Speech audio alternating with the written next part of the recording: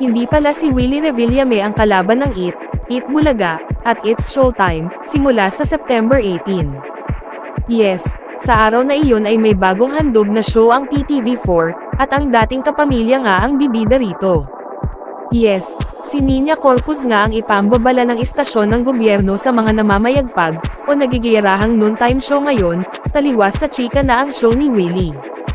Kaya bangbanggain ng bagong Pilipinas ngayon, sina Tito Soto, Vic Soto, Joey De Leon, Vice Ganda, Ann Curtis, Bong Navarro, Isko Moreno, Paulo Contis. Panipitandang padamdam.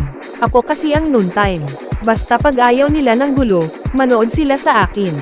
Aniya. Miski kami nanonood din sa kanila. At saka TVJ, classic na sila.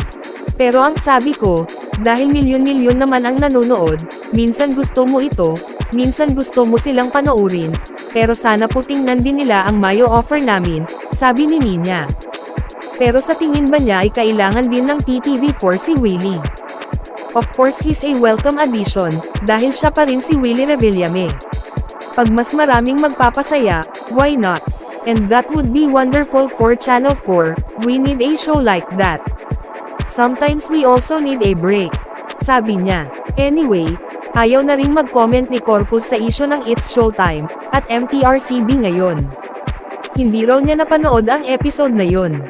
Ilang araw na lang at pipirma na ng kontrata si Willie Revillame sa PTV4, IBC 13. Tatapusan lang daw ni Willie ang Ghost Month, magtatapos ito sa September 14, bago pumirma dahil ayaw niyang malasan ang kanyang bagong show. Marami na nga ang nasasabik sa pagbabalik ni Willie sa telebisyon dahil 1 taon at kalahati na rin nang huli siyang napanood sa Wawawin, sa GMA7. Hindi na nga kailangan pang maghintay ng matagal dahil sa October na ang target airing nito as pre-primetime program ang show ng TV host-producer.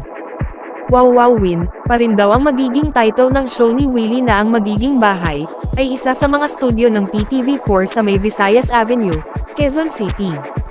Marami ring rules na dapat sundin si Willie at ang production ng show dahil nga sa government channel sila e-ere, at ang IBC 13 naman ay sequestered. Ilan nga sa pagbabago ay hindi na pwede ang revealing outfits ng mga dancer. Ang hindi raw magbabago ay ang mga bonggang papremyo na ipapamigay ni Willie sa viewers and studio contestants. Tiniyak naman ng bagong general manager ng PTV4 na si Annalisa Puod na hindi sa pera ng taong bayan kukunin ang mga premyong ipamimigay at walang perang gagastusin ang PTV4, IBC 13 sa programa.